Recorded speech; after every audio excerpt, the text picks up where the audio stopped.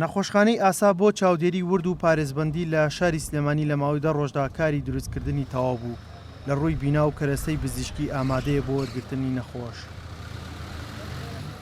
نەخۆشخانەی ئاسا سەر بە دەستگای تەندروستی پێشمەرگەی و لە بەرواری 27 دوای 2020 دەست بە دروستکردنی کرا و 65 قەروێڵەی تێدا دانرا و لەو ڕێگەیەوە دەیانەوێت خزمەتی زیاتری سێکتەری تەندروستی و هاوڵاتیان بکەن.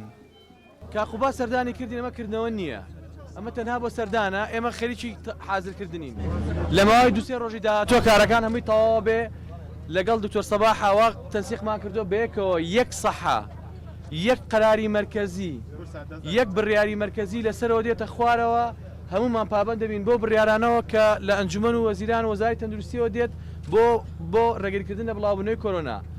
ئەو کۆبوونەوەی کە لە بینی ئێمە و جەنابی کاقوباد و بەڕێز پارێزگاری سلێمانی و دکتۆر سەباح حاوک و بەڕێوەبەری گشتی تەندروستی سلێمانی و ئێمەش و بەڕێوەبەری گشتی تەندروستی پێشمەرگە بڕیارمان ناوە لە ڕووی پزیشکیەوە هەردوو لە دەستگای تەندروستی پێشمەرگە ئەکەوێتە خزمەتی تەندروستی مەدەنیەوە.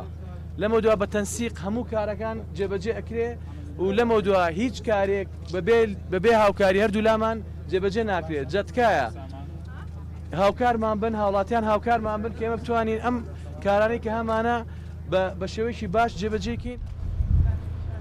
نەخۆشخانەکە لەسەر ئەرکی کۆمەڵێک خێرخواز دروستکراوە و لە سەرەتاوا بڕیار بوو 30 قەروێڵەیی بێت، بەڵام لە درێژەی هەوڵەکان بۆ 65 قەروێڵە زیاد کرا. مرۆڤ مەبەستی بێ هەشت شتێکی بێ ئەیکا، هەشت شتێکە لە لای خەڵک قورس بێ مرۆڤ ئەگەر مەبەستی بێ ئەیکا. ئێمە ئەمەمان سەلمان بۆ دنیا کە ئەتوانین لە 10 ڕۆژە خەستەخانەیەکی 65 قەروێڵەیی تەواو بکەین لە مەسافەی 10 ڕۆژە. ئەلحەمدوللا تەواو بوو بە گەورەیەتی ئەو دۆستانەمان کە پاڵپشتیان کردین هێزیان پێبەخشین، ئەلحەمدوللا تەواو بوو. ئەمە لە کاتێکدایە تاوەکو ئێستا توشبوانی ڤایرۆسی کۆرۆنا لە هەرێمی کوردستان گەشتۆتە 10 کەس، لە نێویاندا کەسێکی بەتەمەن گیانی لەدەستدا.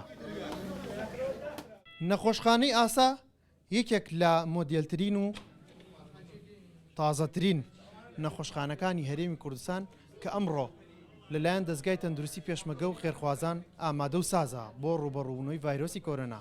بەوتەی بزیشکان کارێکی ناوازەیە.